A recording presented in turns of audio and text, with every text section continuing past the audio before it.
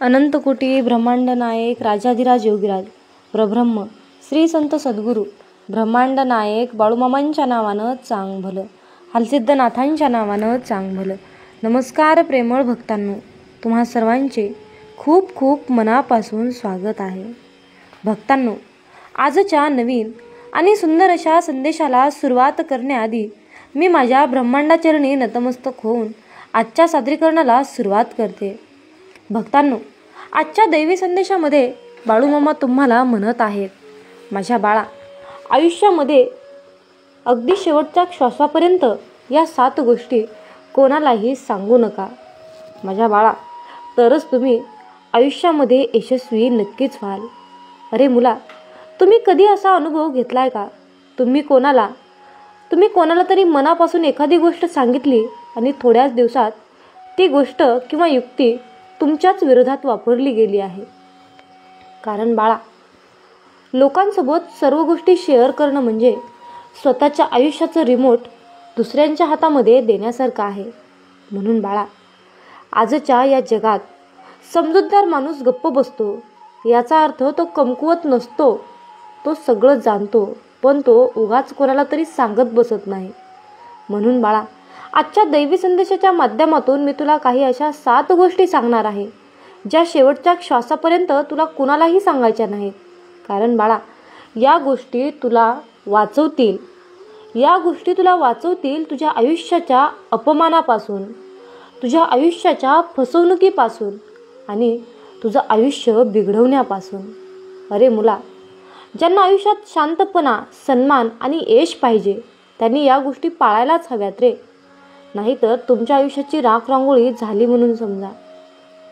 अरे बाळा, तुमचं स्वप्न इतरांना कधीच सांगू नका. तुम्ही काहीतरी मोठं करायचं ठरवलं आहे, नोकरी बदलायची आहे किंवा व्यवसाय सुरू करायचा आहे, कोणत्या तरी कामानिमित्त विदेशात जाणार आहात. हे फक्त स्वप्न आहे, पण अजून पूर्ण झालेलं नाही. अशावेळी जर तुम्ही ते लोकांना सांगितलं तर काही जण तुमच्यावर हसतील, काही जण तोंडावर नाही पण पाठीमागे तुमची थट्टा करतील रे. म्हणून लक्षात ठेव, आयुष्यातील स्वप्न पूर्ण झाल्यावरच बोलून दाखवा, आधी नाही. मामा सांगतात, माझ्या बाळा, तुमच्या आयुष्यातील संघर्ष या जगाला सांगू नका. आयुष्यामध्ये तुम्ही किती वेळा उपाशी झोपलात, किती वेळा अपमान सहन केला, किती वेळा डोळ्यात पाणी आलं, हे फक्त तुझ्यापुरतं असावं. मामा म्हणतात, माझ्या बाळा, या जगात जर भगवंत तुमच्याकडून इंतजार करत असेल तर तयार राहा. कारण बाळा, तुम्ही मागितल्यापेक्षा खूप जास्त ते तुला देणार आहे रे. जीवनाचा एवढा विचार करू नका. ज्याने जीवन दिले त्याने काहीतरी विचार केलाच असेल ना. विनाकारण आपल्या लोकांना भेटत नाही. आपल्याला काही गोष्टींकडून धडे मिळतात. आपल्याला काहीकडून धडे मिळतातच आणि काहीकडून ज्ञान मिळतेच. परंतु आयुष्यात आपले दुःख देऊन सुखाची इच्छा करू नका आणि एखाद्याला क्षणभरही आनंद दिला तर दुःखाची चिंता करू नका. जेव्हा वेदना आणि कडू शब्द दोन्ही सहन होऊ लागतात तेव्हा समजून घ्या की जगणे आले आहे. कोण काय करतंय, कसं करतंय, काय करतंय, का करतंय, या सगळ्यांपासून तुम्ही जितके दूर राहाल तितके तुम्ही आनंदी राहाल. हसत राहिलात तर जग तुमच्या सोबत आहे, नाहीतर डोळ्यात अश्रूंना देखील जागा नाही. अरे बाळा, आयुष्यात जे घडते ते कोणत्या ना कोणत्या कारणाने घडते. तो एकतर तुम्हाला काहीतरी बनवतो किंवा काहीतरी शिकवतो, हे मात्र नक्कीच असतं. म्हणून बाळा, तुटणं, पिसणं आणि शेवटच्या श्वासापर्यंत पिळणं हे ऊसापेक्षा चांगले कोणास ठाऊक आहे की गोड होण्यासाठी किती नुकसान आहे. जेव्हा कोणी आपले मन दुखावतो तेव्हा आपण गप्प बसलेलेच बरे. कारण त्यांना आपण उत्तर देत नाही, त्यांना काळच उत्तर देतो. मामा सांगतात, अरे बाळा, आंधळे, मुके, बधीर होऊन आपल्या ध्येयावर लक्ष केंद्रित करत राहा. इथे इतके रिकामे लोक आहेत की ते स्वतः काही करणार तर नाहीतच आणि जे काही करतात त्यांना ते करूही देणार नाहीत आणि त्यांचे मनोबल देखील भंग करतील. लोक तुम्हाला एका छोट्या गोष्टींसाठी सोडून जातात आणि भगवंत तुम्हाला थोड्या प्रार्थनेने हात थांबवून धरतो. आयुष्यामध्ये तुम्ही कर्माला घाबरा, देवाला नाही. देव माफ करतो पण कर्म कधीच माफ करत नाही, हे अटळ सत्य आहे. ज्याप्रमाणे वासरू आपली आई 100 गायी शोधून काढतो, ज्याप्रमाणे वासरू आपली आई 100 गायीमध्ये शोधून काढतो, त्याचप्रमाणे कर्माला आज नाही तर उद्या आपला कर्ता सापडतो. म्हणून जर हेतू स्पष्ट असेल आणि हेतू योग्य असेल तर देव देखील तुम्हाला कोणत्या ना कोणत्या मार्गाने मदत करतो. तुम्ही जीवनात जितके शांत असाल तितके तुम्ही स्वतःला अधिक मजबूत कराल. कारण बाळा, लोखंड थंड झाल्यावर अधिक मजबूत होते रे. तुम्ही गरीब राहिलात तर कोणालाच फरक पडत नाही. तुम्ही मेहनत केलीत तर सगळे हसतील, पण तुम्ही यशस्वी झालात की सगळे तुमच्या मागे लागतील, हे लक्षात ठेवा. माझ्या बाळा, आयुष्य हा एक हिशोब आहे जो मागे जाऊन सुधारता येत नाही. म्हणून आजच सुधारा आणि जुन्या गोष्टींचा अनुभव म्हणून वापर करा. ज्या जीवनात उत्साह, ध्येय आणि शिस्त नसते त्याला जीवन जगणे नव्हे तर जीवन काढणं म्हणतात. आयुष्यामध्ये काही वेळा तुम्ही काही चुकीचे न करता वाईट बनता. कारण लोक तुमच्याकडून जे करू इच्छितात ते तुम्ही करत नाही.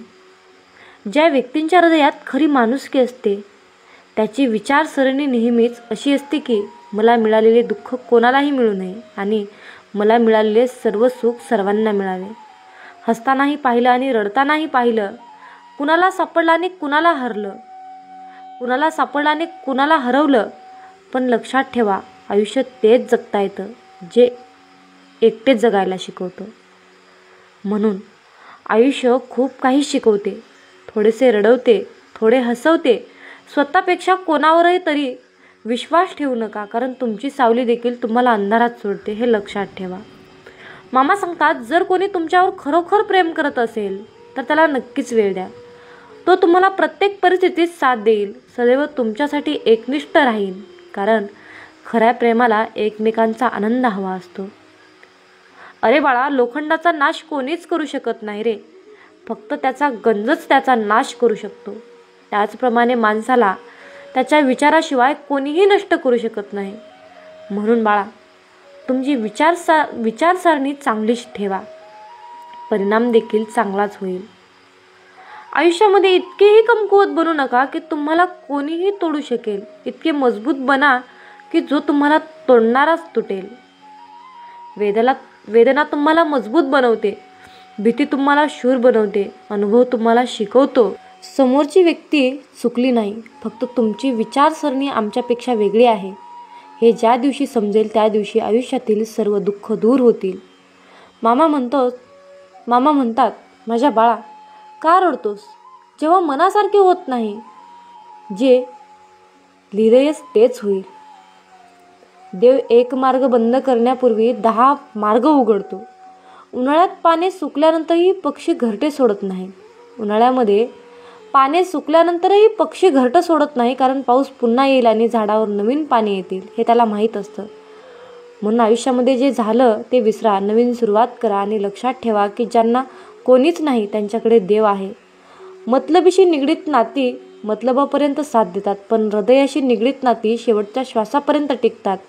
कोणी तुमचा आदर करो किंवा न करो, चांगले काम करत राहा, कारण सूर्य तेव्हाच उगवतो जेव्हा करोडो लोक झोपलेले असतात.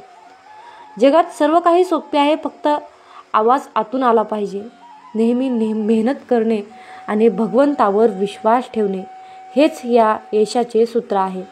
आयुष्यातील सर्वात मोठी चूक म्हणजे ती ज्यातून आपण काहीच शिकत नाही. जो आपल्या मनावर ताबा ठेवू शकतो तो आयुष्यात काहीही करू शकतो.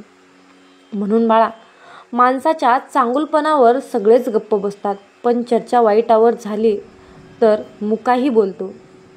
तू तुझा भूतकाळ दुरुस्त करू शकत नाही, पण तू वर्तमान चांगलं केलीस तर मी तुझे भविष्य उजळून निघेल. छोट्या छोट्या गोष्टींवर लोक तुमची प्रशंसा करतील, तेच लोक तुमचा नाशही करतील. म्हणून आपण नेहमी विचार करतो की सर्वात वाईट काय असेल, परंतु आपण कधीही विचार करत नाही की सर्वात चांगले काय होईल. म्हणून बाळा, जो देव रात्री झाडावर बसलेल्या पक्ष्यांना कधीही खाली पडू देत नाही, मग विचार करा की तो तुम्हाला एकटे निराधार कसे सोडू शकतो. आजच्या जगात कोणीही आपलं नाही, फक्त लोक आपल्याला साथ देतात जोपर्यंत त्यांचा स्वार्थ असतो तोपर्यंत.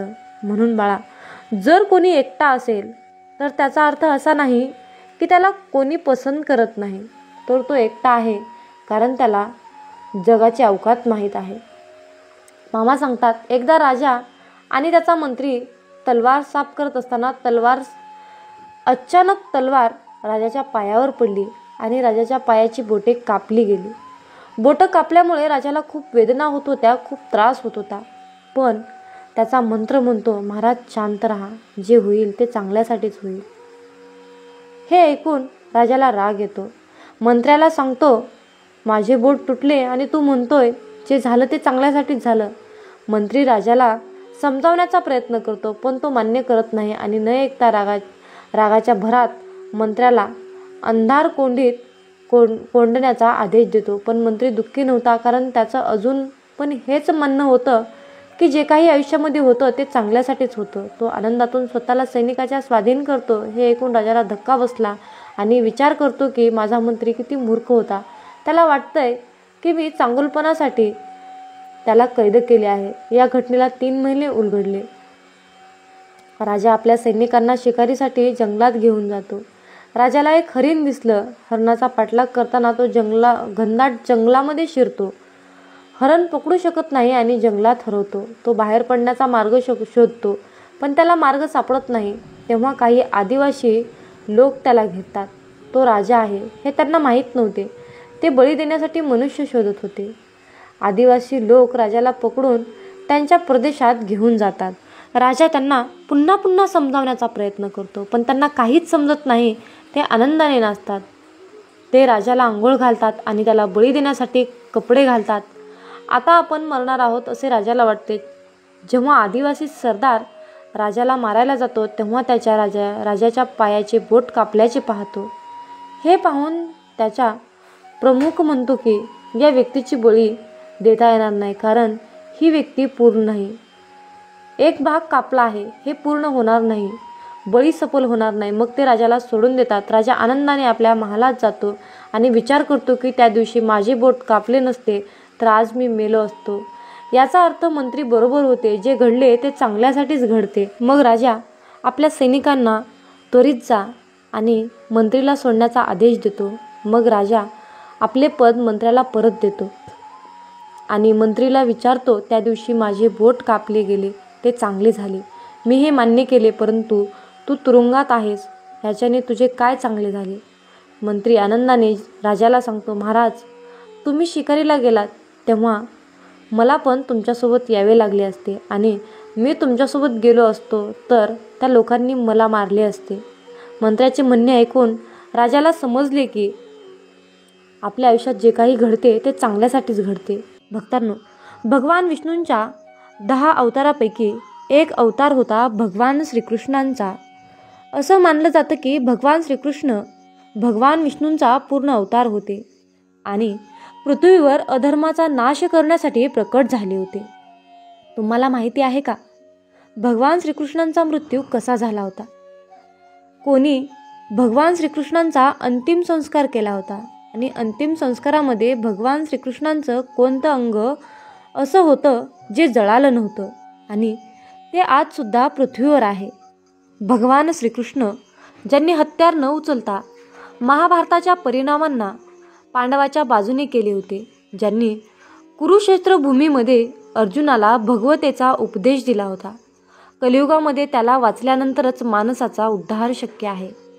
महाभारत युद्ध म्हणजे राजा धृतराष्ट्र आणि गांधारीचे दुर्योधनासहित 100 मुलं लढता लढता मृत्यू पावली होते आणि कौरव वंशाचा नाश झाला होता. युद्ध संपल्यानंतर गांधारी त्यांच्या 100 मृत्यू पावलेल्या मुलांना पाहून विलाप करत होती. भगवान श्रीकृष्णांच्या त्या दुःखाच्या वेळी गांधारीच्या समोर गेले. गांधारी श्रीकृष्णांना पाहून खूप क्रोधित झाली आणि म्हणाली की माझ्या मुलांच्या मृत्यूचे कारण तुम्हीच आहे. जर तुमची इच्छा असती तर हे युद्ध टाळले असते, पण तुम्ही असे केले नाही. तुमच्या या कामाला मी कधीही माफ करणार नाही. आणि गंधारीने भगवान श्रीकृष्णांना शाप दिला की जर मी मनापासून भगवान विष्णूंची आराधना केली तर आणि माझा पतिधर्म पूर्ण रूपाने निभावला असेल तर जसा माझ्या वंशाचा एकमेकांमध्ये लढून नाश झाला तसाच तुमच्या वंशाचा नाश एकमेकांबरोबर लढत लढत होईल आणि द्वारका नगरी तुमच्यासमोर समुद्रामध्ये बुडून नष्ट होईल. भगवान श्रीकृष्णांना ही माहीत होती की त्यांची जाळण्याची वेळ जवळ आली आहे. मग त्यांनी गांधारीला नमस्कार करून ते द्वारकेला आले. गांधारी भगवान नारायणाची भक्त होती. गांधारी ही भगवान नारायणाची भक्त होती तर आपल्या भक्तांच्या तोंडातून निघालेल्या शापाला पूर्ण करण्यासाठी भगवान श्रीकृष्णांनी युद्धवंशीयाची बुद्धी भ्रष्ट केली.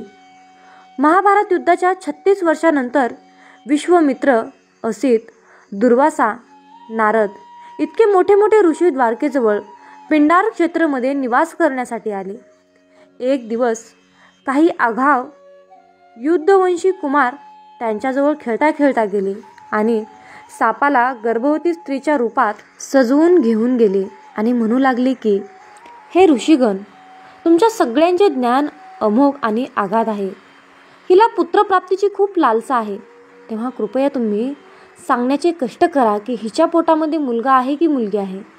ऋषीगण महाज्ञानी होते आणि त्या मुलांच्या मनातील इच्छा जाणून क्रोधित होऊन म्हणाले, हे मूर्ख मुलांनो, तुम्ही केलेले हे कर्म माफ करण्यासारखे नाही. सापाला जे तुम्ही बनावटी गर्भवती स्त्री बनवून आणली आहे, आता हिच्या गर्भातून एक असे मुसळ जन्म घेईल जे तुमच्या संपूर्ण कुळाचा नाश करेल. ऋषीमुनींचा शाप ऐकून युद्धवंशी कुमार घाबरले आणि जसे त्यांनी सापाचे पोट उघडून पाहिले त्यामध्ये खरोखरच लोखंडाची मुसळ होती. हे पाहून सगळे कुमार पस्तावले आणि मुसळ घेऊन राजा अग्रसेन समोर ठेवली आणि घडलेली सगळी हकीकत सांगितली. त्यांचे चेहरे फिके पडले होते आणि सभेमध्ये बसलेले सगळे लोक हे ऐकून घाबरले होते, कारण त्यांना माहीत होते की ब्राह्मणाने दिलेला शाप कधीही खाली जात नाही. राजा अग्रसेन त्या मुसळाचा चुराचुरा केला आणि तो चुरा आणि उरलेल्या तुकड्यांना समुद्रामध्ये फेकून दिले. लोखंडाच्या तुकड्यांना एका माशाने खाल्ले आणि चुरा लाटांबरोबर वाहत येऊन समुद्रकिनारी आला आणि त्यापासून गवत उगवले. एका मासे पकडणाऱ्याने त्या माशाला पकडले. तिच्या पोटामध्ये लोखंडाचा तुकडा होता. जेव्हा त्याला तो लोखंडाचा तुकडा मिळाला त्याने त्याला आपल्या बाणाच्या समोर लावले. तिकडे भगवान श्रीकृष्णाने युद्धवंशीचा नाश करण्याचे हेतूने त्यांची बुद्धी भ्रष्ट केली आणि त्यांना मॅरिक नावाच्या मदिरेचं सेवन केलं. त्यामुळे युद्धवंशीची बुद्धी भ्रष्ट झाली आणि ते एकमेकांबरोबरच लढू लागले. लढाईने केव्हा युद्धाचे रूप घेतले कोणाला कळलेच नाही. युद्धवंशी एकमेकांना मारू लागले आणि जेव्हा बाण संपले, धनुष्य आणि सगळे अस्त्रशस्त्र तुटले, त्यांनी तेथील गवत उपटायला सुरुवात केली. हे तेच गवत होते जे ऋषीमुनींनी दिलेल्या शापामुळे उत्पन्न झालेल्या मुसळच्या चूर्णाचे होते. गवत युद्धवंशीयाच्या हातामध्ये आल्याबरोबर ते वज्रासमान कठोर हत्यार बनले. युद्धवंशींनी त्याच गवताने एकमेकांचा नाश केला. हे पाहून बलरामने समुद्र तटावरचं ध्यान लावले आणि त्यांच्या मनुष्य शरीराचा त्याग केला. युद्धवंशीचा विनाश आणि बलरामचं शरीर त्याग केल्यानंतर भगवान श्रीकृष्ण चतुर्भुज रूपामध्ये पिंपळाच्या झाडाखाली बसले होते. त्यावेळी भगवान श्रीकृष्ण त्यांच्या उजव्या पायावर डावा पाय ठेवून बसले होते. श्रीकृष्णांचा तळवा कमळाच्या फुलाप्रमाणे चमकत होता. एका शिकाऱ्याने त्यात चमकला हरणाचा डोळा समजून आपला बाण बाहेर काढला.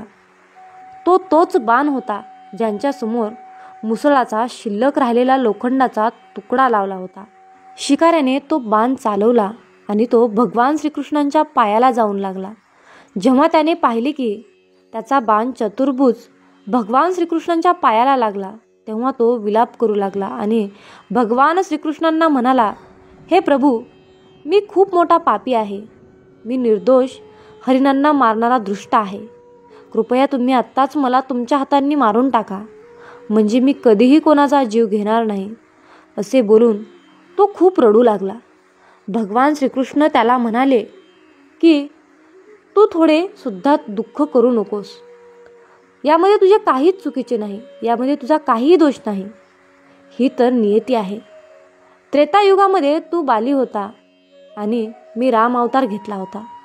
मी तुला धोक्याने बाण मारला होता, त्यामुळे या जन्मामध्ये तुझा बाण मला धोक्यामुळे लागला. भगवान श्रीकृष्ण एवढे बोलून त्यांच्या लोकात त्यांनी प्रस्थान केले. भगवान श्रीकृष्णांनी प्रस्थान केल्याबरोबर समुद्रामध्ये द्वारका नगरी पूर्णपणे बुडाली. काही कथा अशा सुद्धा आहेत ज्यांच्यानुसार भगवान श्रीकृष्णांचा अंतिम संस्कार पांडवांनी केला होता, पण भागवत महापुराणानुसार अशी कोणतीही कथा नाही. त्या लोकांच्या कथेनुसार जेव्हा पांडवाद्वारे भगवान श्रीकृष्णांचा अंतिम संस्कार झाला होता तेव्हा त्यांचे सगळे शरीर जळाले होते, पण त्यांचे हृदय जळाले नव्हते. तेव्हा पांडवांनी त्यांच्या हृदयाला पाण्यामध्ये प्रवाहित केले होते. नंतर श्रीकृष्णांचे हृदय राजा इंद्रिमय यांना मिळाले होते. राजा भगवान जगन्नाथांचे परम भक्त होते, त्यामुळे त्यांनी ते हृदय भगवान जगन्नाथ यांच्या मूर्तीमध्ये स्थापित केले. आणि आजही असे मानले जाते की भगवान जगन्नाथाच्या मूर्तीमध्ये ते हृदय स्थापित आहे. वाईटाची उंची ही खूपच मोठी असते रे. म्हणून आयुष्यामध्ये योग्य लोकांचे हात हातात असतील तर चुकीच्या लोकांचे पाय धरण्याची आयुष्यामध्ये तुमच्यावर कधीच वेळ येणार नाही. म्हणून नेहमी चांगल्या लोकांशी नाते जोडा. तो नवरा लाखोंचा मालक असो, पण जो आपल्या बायकोला मायेचा एक शब्द देऊ शकत नाही, तो माझ्या दृष्टीने कर्जात बुडालेला भिकारीच आहे. म्हणून जेव्हा चालायला येत नव्हतं प्रत्येकजण पडू देत नव्हतं. आता चालायला लागलोय तर प्रत्येकजण पाडायच्या प्रयत्नात आहे. अरे बाळा, साखर अंधारात किंवा उजेडात खाल्ली तरी ती नेहमीच गोड गोड लागते रे. त्याचप्रमाणे चांगले कर्म न कळत केले तरी त्याचे फळ नेहमी गोडच असते. म्हणून कोण काय सांगतं यापेक्षा आपलं मन काय सांगतंय हे सगळ्यात जास्त महत्त्वाचं असतं.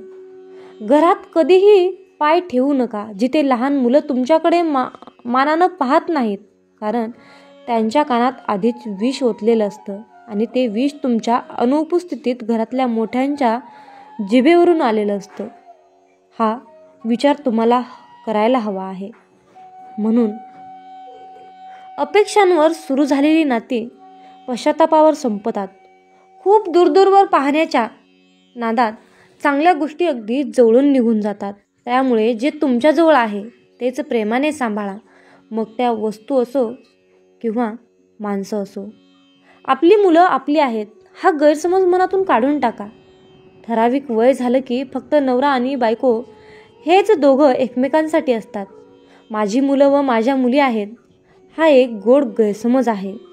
म्हणून नाती ही फक्त कामापुरतीच असतात या कलियुगात. आजकाल कोणाशी काही बोलणं पण चूक वाटतं. विश्वास नावाची गोष्ट नसल्यास जमा झाली आहे. दोन व्यक्ती काय बोलतात हे लगेच तिसऱ्याला स्क्रीनशॉट मारून पाठवणारी विचित्र मानसिकता तयार झाली आहे. त्यामुळे दोन व्यक्तींमधील संवादामध्ये कोणतीही सुरक्षा राहिलेली नाही. म्हणून कुणालाही बोलताना विचारपूर्वक बोला. जो जगासाठी सुंदर आहे त्याची निवड करण्यापेक्षा जो तुमचं जग सुंदर बनवतो त्याची निवड करा. चांगल्या माणसाला, चांगल्या नात्याला जपा. आयुष्य खूप सुंदर होईल. माणसाचं दुःख तो दरवाजा आहे की जो माणसाला सरळ देवाच्या दारात घेऊन जातो. लोक गरजेपुरते इतके गोड बोलतात की वाटतं खरंच याच्याशिवाय आपलं कोणीच नाही, आणि मग गरज संपली की एवढं पर्क करतात की वाटतं आपणच मूर्ख होतो याच्याशी नातं जोडलं. एखाद्याला तुम्ही त्याच्या तोंडावर बोलणार असाल तर तोंडावर ऐकायची पण तयारी ठेवा, कारण देणारा व्याजासकट परत देत असतो हे लक्षात ठेवा. परमेश्वराजवळ भरपूर योजना असल्या तरी मनुष्याजवळ कर्म ही एकच योजना आहे. अहंकारात आणि संस्कारात एवढाच फरक असतो. जो नेहमी इतरांना झुकवण्यात आनंद मानतो त्याचे नाव आहे अहंकार, आणि नेहमी स्वतः झुकून इतरांना मोठेपणा देण्यात आनंद मानतो त्याचे नाव आहे संस्कार. मामा सांगतात पैसे दिले की माणसं जवळ राहतात आणि पैसे मागितले की माणसं तुटतात. अशी माणसं आयुष्यात काय कामाची. मामा म्हणतात, माझ्या बाळा, जर तुम्हाला स्वतःचं हसू करून घ्यायचं नसेल तर एक काम करा. घराच्या आत, मंदिराच्या आत मनसोक्त रडून घ्या, पण दरवाजा उघडत हसताना घराचा दरवाजा उघडत असताना मात्र हसत हसत उघडा. कुणाचीही वाट न पाहता गुलमोहर एकटाच बहरतो तेव्हा त्याला बघून कळतं की बहरण्यासाठी परिस्थिती नाही तर मनस्थिती भक्कम असावी लागते. मामा म्हणतात, आयुष्यामध्ये जगण्याचा कंटाळा कधीच येऊ नये म्हणून काय करावं? उत्साही आणि आनंददायी जीवन कसं जगावं? अरे बाळा, आयुष्यामध्ये दररोज स्वतःशी संवाद साधा. आजच्या धावपळीच्या जीवनात आपण सगळ्यांशी बोलतो, बॉसशी, मित्रांशी, कुटुंबांशी, पण सगळ्यात महत्त्वाच्या माणसाशी म्हणजे स्वतःची आपण कधीच बोलत नाही. स्वतःशी आपण कधीच संवाद साधत नाही. परंतु बाळा, फक्त 5 मिनिटं स्वतःशी गप्पा मारा. मी कसा आहे? मी ठीक आहे का? मला काय करायचं आहे? आज मी काही नवीन शिकलं आहे का? मला काय नवीन शिकायचं आहे? माझं काय चुकलं आहे? काय सुधारायला पाहिजे? हा संवाद म्हणजे तुमची तुमच्या आत्म्याशी होणारी खरी मैत्री आहे. आणि बाळा, जो स्वतःशी प्रामाणिकपणे वागतो तो इतरांशी प्रामाणिक राहतो रे. आणि या जगात कोणासमोरही झुकत नाही. या विना त्याला तशी वेळ येतच नाही. जेव्हा आपण स्वतःशी प्रामाणिकपणे संवाद साधतो ना, तेव्हाच पुढचं पाऊल टाकता येतं. म्हणून बाळा, आयुष्यामध्ये कधीही स्वतःला माफ करा. कारण बाळा, भूतकाळ ही शिक्षा नसून शिकवण असते. स्वतःला माफ करणं म्हणजे कमकुवत बनणं किंवा स्वतःच्या चुका लपवणं नव्हे रे, तर स्वतःला पुन्हा एक संधी देणं, नव्याने उभं राहण्याची. आयुष्यामध्ये कधी कधी आपण इतकी मोठी चूक करून बसतो ना की आयुष्य संपल्यासारखं वाटतं. पण बाळा, सत्य काय आहे हे तुला माहिती आहे का? आयुष्य कधीच एका चुकीने संपत नाही रे, तर आपण ती चूक विसरून पुढे न गेल्यामुळे ते संपतं. आपण अनेकदा दुसऱ्यांना माफ करत असतो, परंतु स्वतःला माफ करतो का? स्वतःची चूक, अपयश आठवत राहून आपण स्वतःला सतत दोष देत राहतो. पण बाळा, स्वतःला दोष देत राहणं म्हणजे हातात तलवार घेऊन स्वतःच्या जखमावरच वार करणं यासारखं असतं रे. म्हणून कधी कधी आपल्याकडून चुका होतात, मोठ्या चुका, ज्या सगळ्या जगासमोर उघड होतात, पण त्या चुकांमुळे आपलं आयुष्य संपत नाही. माझ्या बाळा, आयुष्यामध्ये जो स्वतःला माफ करतो तोच आयुष्यामध्ये पुन्हा पुन्हा उभा राहतो रे. मामा म्हणतात, माझ्या बाळा, चुकांमध्ये अडकून राहू नका. त्या चुकांमधून काहीतरी चांगला धडा घ्या आणि स्वतःला माफ करा. म्हणजे स्वतःवर प्रेम करा. फक्त स्वतःवर प्रेम करणारा माणूसच हे जग जिंकू शकतो. आजपासून स्वतःला एकच वचन द्या, जुन्या चुका आता इतिहासात जमा झाल्या आहेत. यापुढे मी खबरदारी घेईन आणि त्याच चुका पुन्हा करणार नाही. गतकाळात माझ्या हातून झालेल्या चुकांसाठी मी स्वतःला माफ केला आहे आणि आजपासून यशाचा नवीन अध्याय लिहायला सुरुवात करत आहे. स्वतःला माफ करणं म्हणजे भूतकाळाशी युद्ध थांबवणं आणि भविष्याशी मैत्री करणं आहे. म्हणून दररोज कृतज्ञता व्यक्त करा. जे आपल्याकडे आहे त्याचं महत्त्व ओळखणं हीच समृद्ध जीवनाची खरी सुरुवात आहे. तुमच्याकडे जे आहे त्यासाठी आभारी राहा आणि जे हवंय त्यासाठी प्रयत्न करा. मामा सांगतात, एका गरीब माणसाला विचारलं, तुझ्याकडे काय आहे रे? तो म्हणाला, माझ्याकडे काही नाही, परंतु मला पोटभर जेवायला मिळालं आणि माझी छान झोप झाली आणि माझं कुटुंब आनंदी आहे, म्हणजे मी श्रीमंतच आहे ना, आणि त्याबद्दल देवाचा आभारी आहे. मनुष्याचा हा दृष्टिकोन आयुष्य बदलतो.